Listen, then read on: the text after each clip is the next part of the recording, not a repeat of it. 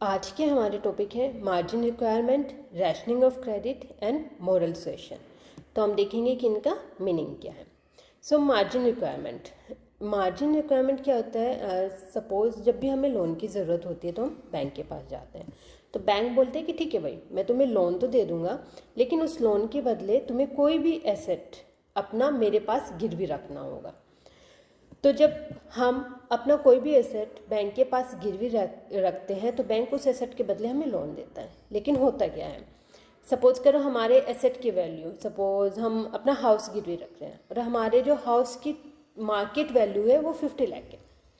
लेकिन बैंक बोलेगा कि भाई मैं इस मार्केट वैल्यू की मनी तुम्हें नहीं दूंगा, मैं तुम्हें 50 लाख का लोन नहीं दूंगा, मैं इसके बदले में तुम्हें 40 और 45 लाख का लोन सैंक्शन करूँगा, जिससे कि जो ये डिफरेंस है 5 और 10 लाख का डिफरेंस है ये मैं अपने पास रखूँगा।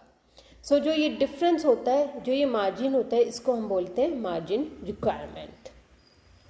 सो margin requirement basically market value of the security जो हमने उनको दी है लोन के लिए, और जो कमर्शियल बैंक ने हमें लोन ऑफर किया है, सो इसका जो डिफरेंस होता है उसको मार्जिन रिक्वायरमेंट कहते हैं।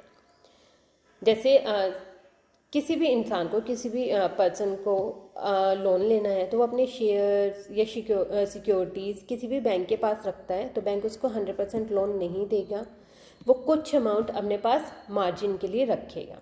और जो ये मार्जिन होता है वो आरबीआई के थ्रू फिक्स्ड होता है, जिससे कि मार्केट में क्रेडिट कंट्रोल रह सके। Now rationing of credit. So rationing of credit क्या होता है? आरबीआई बहुत सारे मेथड्स एंड टूल्स यूज़ करता है मनी सप्लाई को कंट्रोल करने के लिए। सो इसके अलावा एक और मेथड होता है जिसको हम बोलते हैं रैशनिंग ऑफ क्रेडिट। तो इसके अंदर सेंट्रल बैंक क्या करता है, वो कमर्शियल बैंक को बोलते हैं कि भाई ये एक फिक्स्ड अमाउंट है, ये फिक्स्ड अमाउंट है और लिमिटेशन है।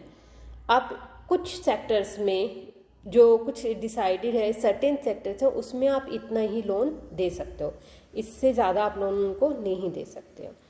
सो सेंट्रल बैंक जो होता है वो अनलिमिटेड लोन्स को अलाउड नहीं करते कि this is the fixed amount और दिस इज़ द लिमिटेशन, तो आप इसी के अंदर अपना अमाउंट लोन दे सकते हो।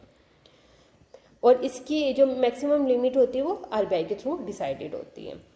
सो इसका जो मेन पर्पज़ होता है वो होता है कि मार्केट में इन्फ्लेशन कंट्रोल रह सके और जो भी लोन दिया जा रहा है, जो भी क्रेडिट है, उसका मिसयूज़ ना हो सके। नाउ मोरल सुएशन क्या होता है? आरबीआई बहुत सारे मेथड्स यूज़ करता है टू कंट्रोल मनी सप्लाई और कमर्शियल बैंक को कंट्रोल करने के लिए। बट जब आरबीआई कोई भी